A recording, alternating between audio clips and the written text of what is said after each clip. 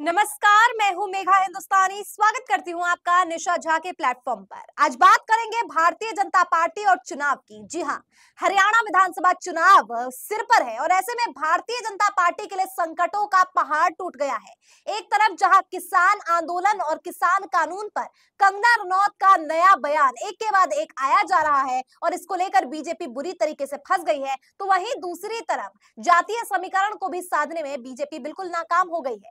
कई खबर आती है कि खट्टर जो है वो भारतीय जनता पार्टी के चुनावी प्रचारों में नजर नहीं आ रहे, तो कभी खबर आती है कि बीजेपी के नेताओं को जो प्रचार कर रहे हैं उन्हें भगाया जा रहा है, खदेड़ा जा रहा है गांव से। तो कहीं पर यह खबर आती है कि जब चुनावी प्रचार भारतीय जनता पार्टी के द्वारा किया जाता है तो खुद के नेतागण, खुद के कार्यकर्ता कहते हैं अरे ये विधायक क्या जीतेगा, ये विधायक तो हार जाएगा। खुद की पार्टी के आलोचना करने वाले, निंदा करने वाले खुद के ही पार्टी के लोग निकल के आ रहे हैं। तो क्या पूरी खबर इस वक्त निकल कर आ रही है, आपको एक एक करके बताएंगे। साथ ही बीजेपी के हर एक धागे को खोलेंगे जिसमें भारतीय जनता पार्टी के झूठे दावे हैं।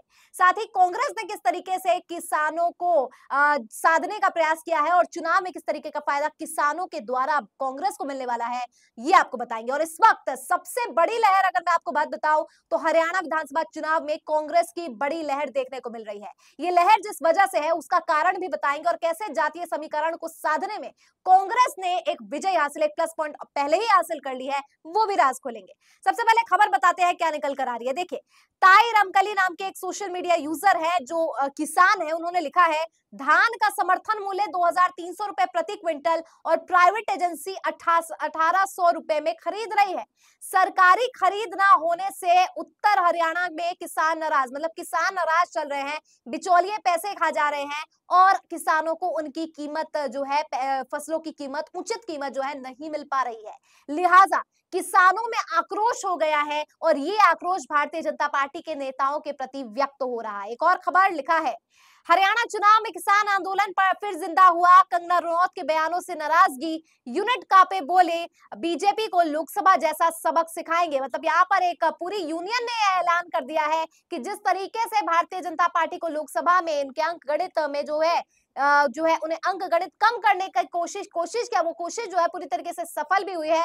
बीजेपी को जैसे मुक्की खानी पड़ी है किसानों की वजह से लोकसभा चुनाव में, कुछ वैसा ही नजारा अब विधानसभा चुनाव में भी देखने को मिलेगा।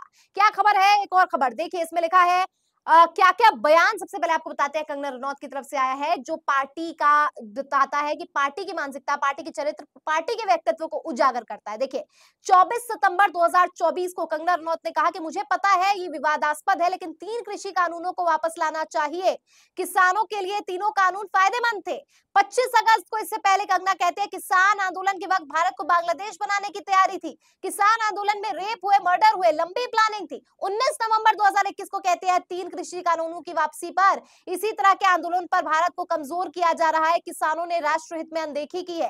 3 फरवरी 2021 को कहती है पॉप स्टार रिहाना और ग्रेटा थनबर्ग के ट्वीट पर कहा कि भारत को बदनाम करने की साजिश रची जा रही है, वे किसान नहीं आतंकवादी। यानी पॉप स्टार रिहाना और ग्रेटा थनबर्ग को जो है आतंकवादी बताने का काम यहाँ पर जो है किया जा रहा है।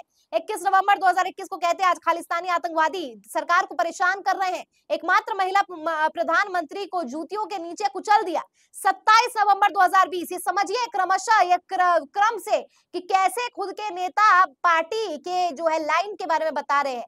किसान आंदोलन में शामिल हुई बुजुर्ग महिला पर वे दादी थी जिसे टाइम मैगजीन ने 100 प्रभावशाली व्यक्तियों में शामिल किया, 100 रुपए में उपलब्ध है। आप समझ सकते हैं किस प्रकार की मानसिकता जो है इनकी पार्टी के खुद के लोग रख रहे हैं। अब आपको बताती हूँ कि हरियाणा में 35 सीटों पर असर देखने को मिलने वाला है। इन्हीं बयानबाजियों का खामियाजा ना भारतीय जनता पार्टी को किस हद तक जो है उठाना पड़ेगा। भारतीय किसान यूनियन का दावा है कि दिल्ली बॉर्डर में 378 दिन लंबे और किसान आंदोलन में 750 किसानों की मौत हुई है, शहादत हुई है 750 किसानों की। इसमें सबसे ज्यादा जिंद जिले के 17 किसान थे। पिछले 6 महीनों में हरियाणा के शंभू और खनौरी बॉर्डर में किसानों ने डेरा डाल रखा है। राज्य की 90 में से 35 से ज्यादा विधानसभा सीटों पर किसानों का सीधा असर है। इस तरह की बयानबाजी से भाजपा को लोकसभा में 10 से 5 सीटें हार सकती है। बताइए, एक बयान 10 सीटें गंवा देगी भारतीय जनता पार्टी का, इससे बुरा हाल क्या हो सकता है। हरियाणा में 5 अक्टूबर को विधानसभा चुनाव के लिए वोटिंग है, नतीजा 8 अक्टूबर को आना है। भाजपा के लिए सबसे बड़ी चुनावी जो चुनौती इस समय है वो किसानों को साधने की है। चुनाव में किसान आंदोलन कितना बड़ा मुद्दा है ये बात भी आप समझ लोग जानते हैं। अब आपको बता दें कि लोकसभा चुनाव में भाजपा को किस प्रकार का इसी बयानबाजियों की वजह से नुकसान उठाना पड़ा और इसी तरीके की जो एमएसपी की गारंटी दे तो दी गई लेकिन पारंपरिक रूप से उसे लागू नहीं किया गया, यानी ढकोसले में रखा गया, लोगों को एक जो है आडंबर में रखा गया, उसकी वजह से क्या नुकसान उठाना पड़ा ये देखिए। सिरसा, हिसार, फतेहाबाद, जींद, कैथल, कुरुक्षेत्र, अंबाला में भाजपा जजपा नेताओं का किसानों ने विरोध किया। लोकसभा चुनाव में इन 7 जिलों की 36 विधानसभा सीटों पर भाजपा को सिर्फ 14 सीटों पर ही बढ़त मिल पाई है। सिरसा, हिसार और अंबाला में भाजपा उम्मीदवार हारे, कुरुक्षेत्र में भाजपा का कम मार्जिन से जीत दर्ज कर पाई है। आप समझ सकते हैं, लोकसभा में इतना बड़ा सबक सिखा सकते हैं किसान, तो फिर विधानसभा क्या चीज है। हरियाणा में कहते हैं कि अगर एक चाबी जाट के पास है तो दूसरी चाबी जो है जाटव के पास है। जातीय समीकरण की बात करें, जाट और जाटव दलित जो है बहुत बड़ी भूमिका अदा करता है और दोनों ही जो है जातीय समीकरण को साधते हुए किसी को जितवा भी सकते हैं तो हरा भी सकते हैं। हरियाणा में कहा जाता है कि मतदाता इसलिए वोट नहीं करते कि किसी की सरकार बनानी है, बल्कि इसीलिए वोट करते हैं कि किसकी सरकार नहीं बनानी है। और ऐसे में कांग्रेस ने अपनी मैनिफेस्टो में कह दिया है कि बार बार ये बात एमएसपी की गारंटी को लेकर कही जा रही है, महिला सशक्तिकरण को लेकर कही जा रही है, क्योंकि पहले से ही जाट समाज जो है महिला पहलवानों के अपमान को लेकर नाराज है भारतीय जनता पार्टी से और इसका फायदा कांग्रेस सीधे तौर पर उठा रही है। साथ ही आपको जानकारी दे दे कि भारतीय जनता पार्टी के लिए मुश्किलें इसलिए भी बढ़ गई है, न केवल किसानों ने जो है टाटा बाय बाय कर दिया है, यहाँ पर दोहरी मार पड़ी है, क्योंकि दलितों के खिलाफ जिस प्रकार की साजिश चाहे वो आरक्षण को हटाने को लेकर अभी सामने आई है, चाहे भारतीय जनता पार्टी जिस तरीके से संविधान को खतरे में डालने वाली है, संविधान को बदलने की बात कही थी, वो भी अब संविधान बदलने की बात भी बीजेपी पर भारी पड़ने वाली है, क्योंकि अब दलितों ने भी भारतीय जनता पार्टी का बॉयकॉट कर दिया है। और यही जो उदाहरण मैं आपको दे रही हूँ समझने के लिए पर्याप्त है कि किस तरीके से भारतीय जनता पार्टी जो है सभी जातियों से इस वक्त बॉयकॉट का शिकार हो रही है और इसका फायदा कांग्रेस को साफ तौर पर नजर आ रहा है।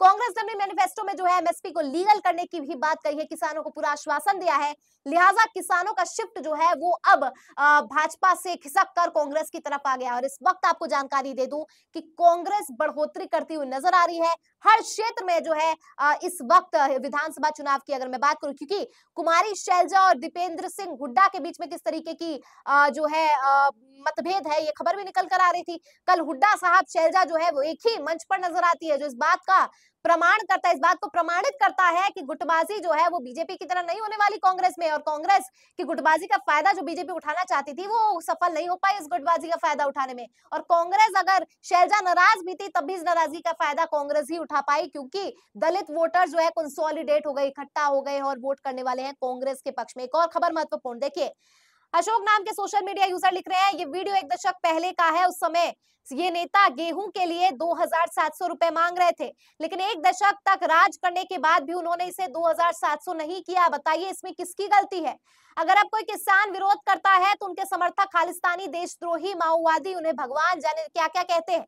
मध्य प्रदेश और राजस्थान के किसानों को गेहूं के सीजन में बोनस दिया गया, लेकिन हरियाणा के किसानों को कुछ नहीं दिया गया, जबकि देश के भंडार भरने में पंजाब के बाद हरियाणा दूसरे नंबर पे है। समझ सकते हैं, लोग अपनी भावनाएं, लोग अपने आक्रोश व्यक्त कर रहे हैं और ये आक्रोश कैसे बीजेपी पर भारी पड़ने वाला है ये आप चुनाव के नतीजे से समझ पाएंगे। लेकिन पूरा खेल जो है इस समय हरियाणा में क्या होने वाला है वो मैंने आप तक लेकर आई हूँ। कमेंट में बताइए क्या लगता है आपको। मुझे दीजिए इजाजत, धन्यवाद।